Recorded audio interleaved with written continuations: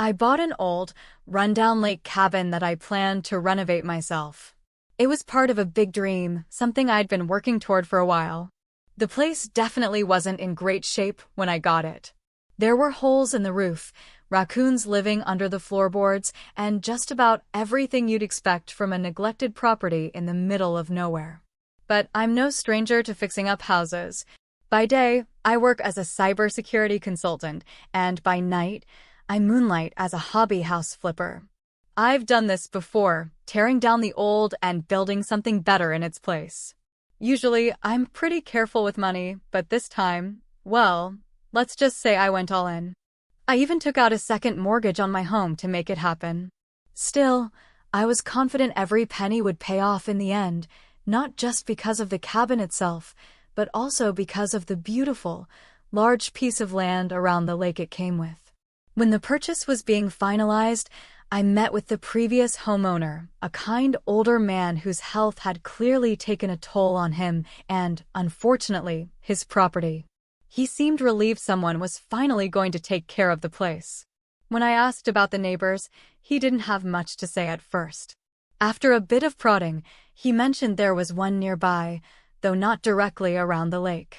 He said I probably wouldn't see much of them. Big mistake believing that. About 2 weeks later, I returned to the cabin with my tools, ready to start work. I was in the kitchen, which I always think of as the heart of the house, tearing down some walls when I heard a woman's voice calling from the front door. "Hello? I know you're in there." I stepped into the hallway and startled her pretty badly. Let's be honest, I must have looked like quite the sight, sweaty, dusty, holding a claw hammer, breathing hard from the work. Her eyes went wide, and I worried I might have scared her half to death. But after cleaning up a bit, she calmed down. She introduced herself as Karen, the neighbor who used to visit the previous owner, apparently a good friend of hers.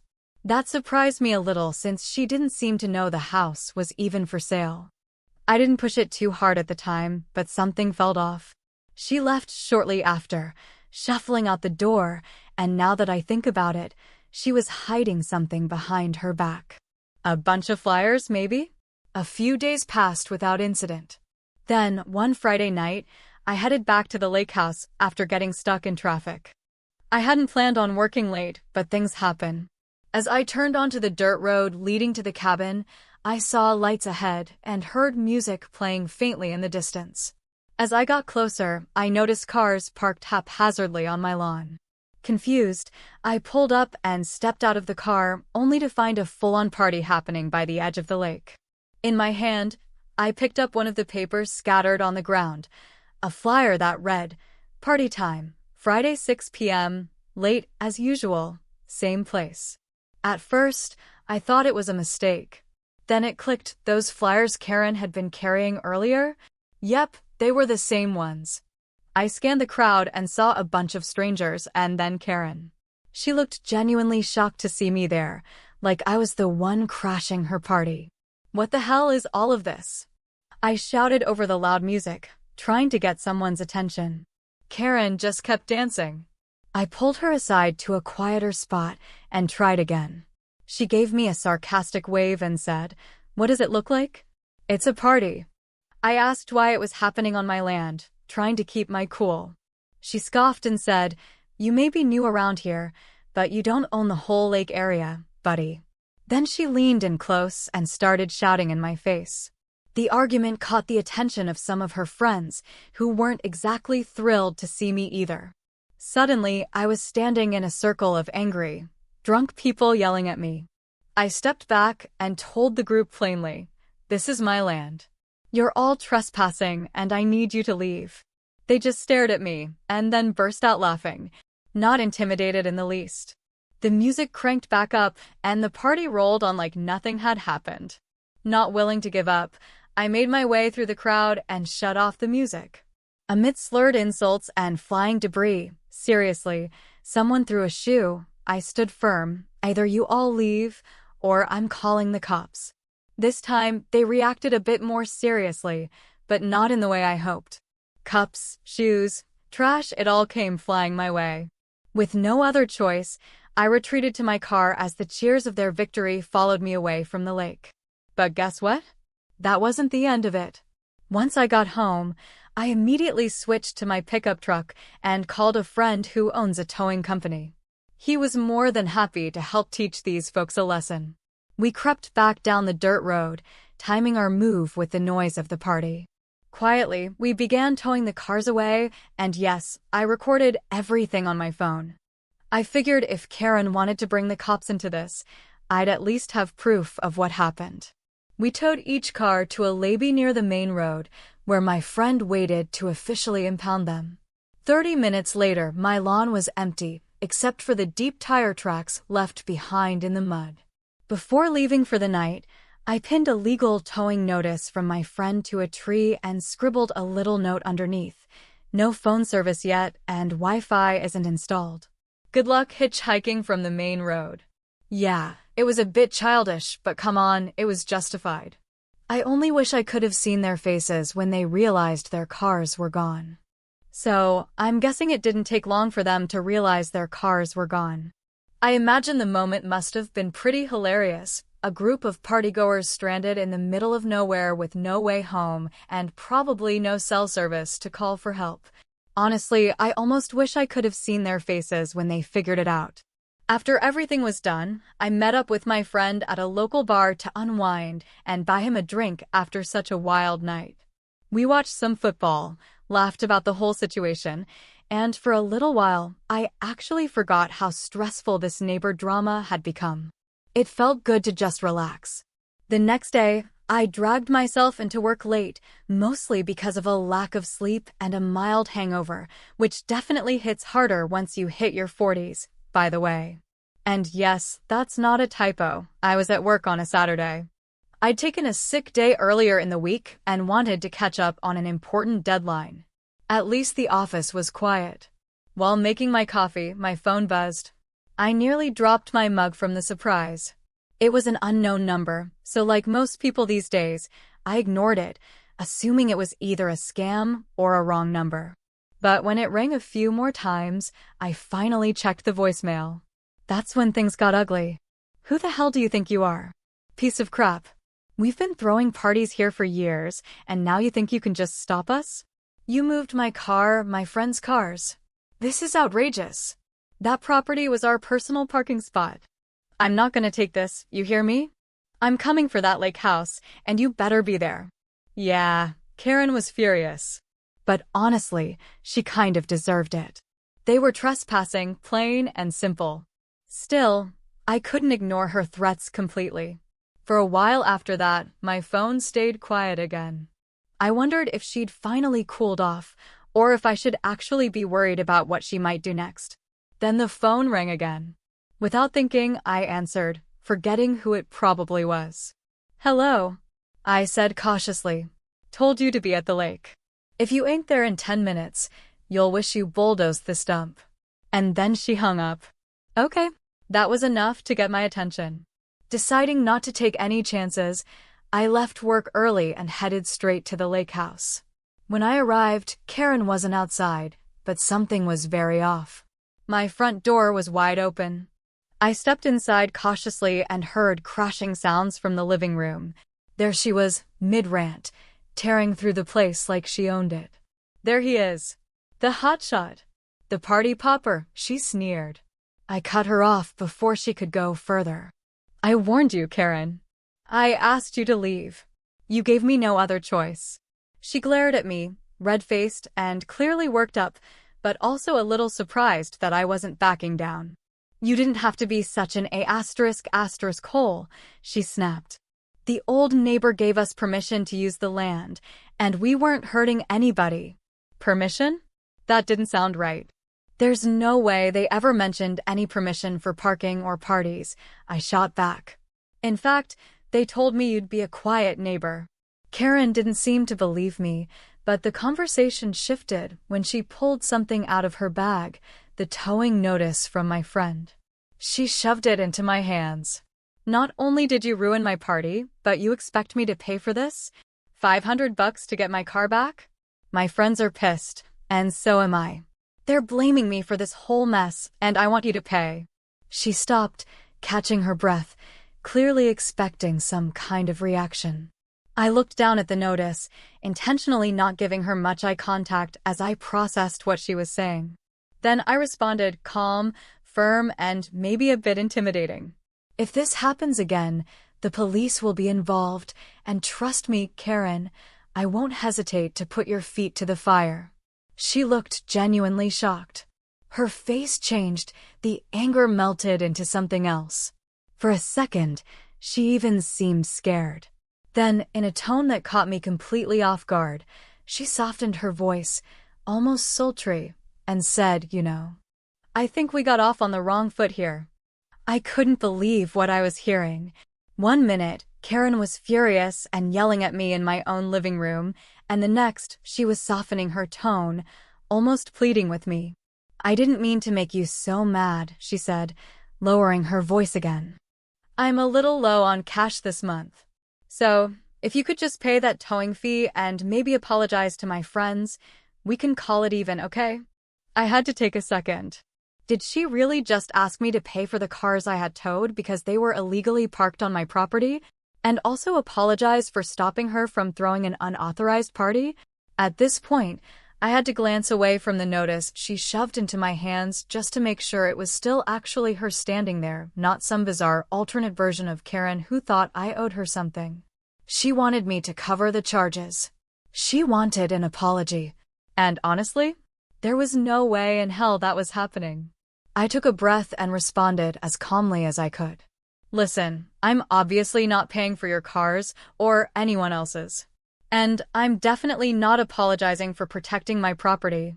If you come onto my land again, it won't be a tow truck waiting for you next time. It'll be the cops.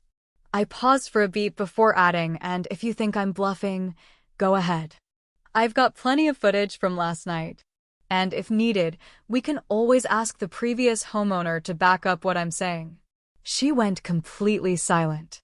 The anger on her face slowly melted into embarrassment, like she finally realized how ridiculous her demands sounded. Without another word, she turned and walked out the door. From that moment on, I made sure to keep the police on speed dial, just in case she tried anything else. But after 2 full weeks of peaceful silence, I'm pretty confident I won't be hearing from Karen anytime soon. Now, moving on, the next story is an absolutely wild example of malicious compliance that you don't want to miss. It's titled, Boss Yells at Me for Following Instructions, then Tells Me to Do the Opposite Next Time.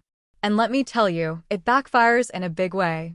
This happened about 20 years ago when I worked as an office assistant at a small company. We'd get orders from clients and assign the work to our team of freelancers, all well-respected, well-paid professionals. My boss was one of them, and she often took on assignments herself. I took the minimum wage job because she promised that I'd sometimes get freelance tasks too, with proper compensation, and that she'd personally train me. She told me that within less than a year, I'd probably be promoted to a regular freelancer and making a lot more money. That sounded like a solid career path to my younger, more naive self. One of the first things she told me was that whenever I took over an order, I became like the project manager for it. My job was to make sure the freelancer completed everything on time, especially since most of the work was time-sensitive. She also loved giving these long speeches about how she paid me minimum wage to use my brain and figure things out when necessary. In reality, those lectures were mostly about stroking her own ego by reminding us how much smarter she thought she was than the rest of us. Well, one day, our biggest corporate client placed a huge order that was due on Monday by noon. We assigned the task to my boss to finish over the weekend. Monday morning came, time was ticking, and she hadn't shown up at the office yet. The client called, asking if we were going to deliver the work on time. I tried calling her mobile, no answer. I tried again half an hour later and sent a text, nothing. With the deadline fast approaching, I decided to try her home number. Her husband answered and said she wasn't there. I quickly explained why I was trying to reach her. Not long after that, she finally called me, furious. She accused me of being overly insistent, stressing her out, and creating an emergency at her house. She reminded me that her home number was only for real emergencies, and this wasn't one. According to her, it wasn't professional to call someone at home when they weren't at work. She told me she had everything under control and was sending the work directly to the client now. When she came into the office later that day, she gave me a serious scolding in person. "You need to follow up with other freelancers," she snapped, "but not with me. This is my business and I handle it. I know all the clients, they're my clients. If I take over a task, it's not yours anymore. You give me the instructions and then you leave it alone. Your job is done." I never miss deadlines. If the client calls, tell them I'm on it, but don't call or text me about it. All right, fair enough. I apologized for causing stress and repeated the new instructions back to her to make sure I understood. She was very pleased and confirmed that I'd gotten everything right. Once again, she launched into her favorite lecture, the one where she reminded me and everyone else how much smarter she was than the rest of us. Classic. She loved to remind me over and over that she was paying me minimum wage, so I'd use my brain, always throwing in condescending examples of how she was the only one who really knew how to think around here. It was like her whole personality revolved around making sure we all understood just how much smarter she was than the rest of us. I mostly just nodded along, pretending like her self-absorbed rant was actually teaching anyone anything. About a month later, another client came in with an order.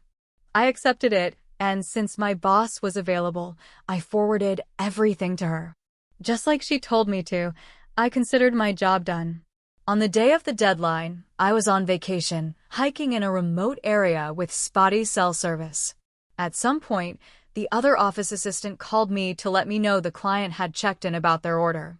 I told them exactly what I was supposed to say. The boss is handling it. Everything's under control. No need to call or bother her. Then, because I was trying to conserve battery and there was supposedly nothing to worry about, I turned my phone off and went back to enjoying my hike. Now, according to my boss, a missed deadline wasn't an emergency, and honestly, at that point, I didn't really care if it was. I'd recently realized she'd misled me about those freelance opportunities she promised me when I first started.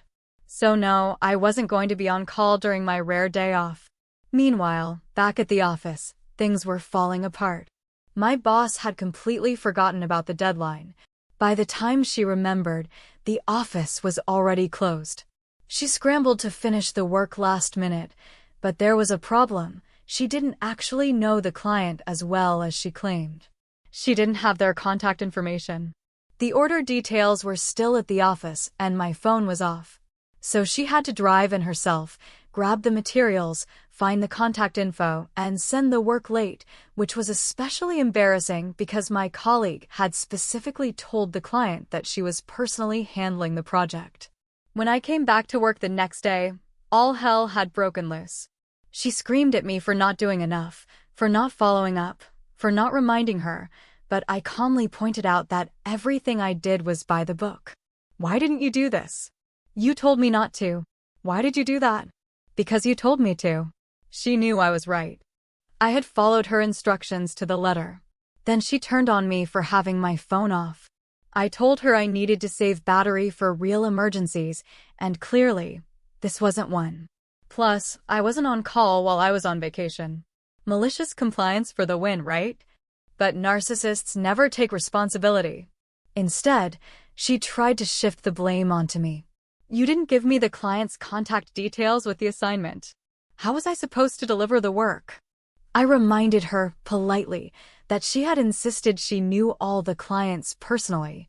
But even if that weren't true, if she had used her brain, the one she was always telling us to use, she would have noticed that the client's full contact info was literally printed on every page of the order documents, top and bottom. That was a major blow to her fragile ego. I'll never forget the look on her face. Of course, I got fired shortly after. But honestly, I didn't mind. Who wants to work in a place like that anyway? Even though getting fired isn't exactly a happy ending, I'd say I came out ahead. Life's too short for toxic bosses and egotistical rants. If you've ever worked for someone like that, drop your story in the comments. I'd love to hear it. And to wrap this up, I want to share one more story. This one from our /petty revenge, just to end things on a lighter note. It's titled, "Throw Your Purse on My Feet so you can have more room for your oversized carry-on." Let's just say, good luck finding that purse later. So here's the deal, I've always been the kind of person who's way too nice, especially on planes. I'm small, and people seem to think that means they can invade my space without a second thought, instead of just upgrading to a seat that actually fits them. Well, one day, I'd had enough. I decided I wasn't going to keep sacrificing my comfort and personal space for selfish, inconsiderate people anymore. I was sitting in the window seat when a woman boarded late, dragging with her an oversized carry-on, a winter coat, a purse, and a giant shaggy blanket. She didn't even try to fit her bag under the seat. Instead, she threw the blanket onto my seat, placed her purse on my feet, put on her headphones, and shut her eyes like I didn't even exist. I moved her stuff back to her side as politely as I could. A flight attendant came by and reminded her about the luggage rules. She ignored them completely, pretending not to hear, then ignoring them even when tapped on the shoulder. Eventually, they shook her awake, and she begrudgingly moved her bag. Guess what happened next? As soon as the flight attendant walked away, the coat, blanket, and purse were back on my side again. She was fast asleep, arms spread wide, snoring slightly with terrible breath. I did my best to move her things again, now dodging open-mouthed drool. As we started landing, she suddenly woke up, grabbed her blanket, and shoved it back on me to make more room for herself. That's when I finally stood up for myself. She yanked it back like I was the one in the wrong. Then she stormed off the plane with a furious attitude, except she forgot her purse. Normally, I would have yelled out, "Hey, you left something." But honestly, not my job to help entitled jerks who treat others like furniture. I figured the flight attendants would catch her before she left the gate. They didn't. I watched her walk through the food court, out the ground transportation doors, purseless, and probably freaking out. And yeah, guys, thank you so much for watching. I'll see you again tomorrow. And don't forget to subscribe.